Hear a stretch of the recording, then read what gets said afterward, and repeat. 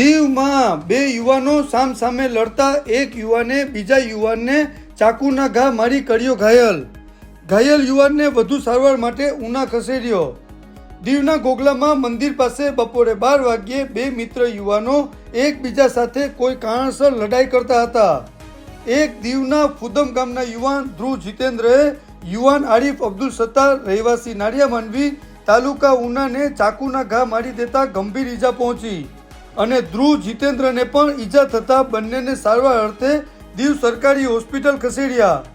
આરિફ અબ્દુલ સત્તારને વધુ સારવાર માટે ઉના ખસેડેલ છે. દીવ પોલીસ ઉના હોસ્પિટલે ગયેલ, પરંતુ આરિફ સ્ટેટમેન્ટ આપવાની કન્ડિશનમાં નથી.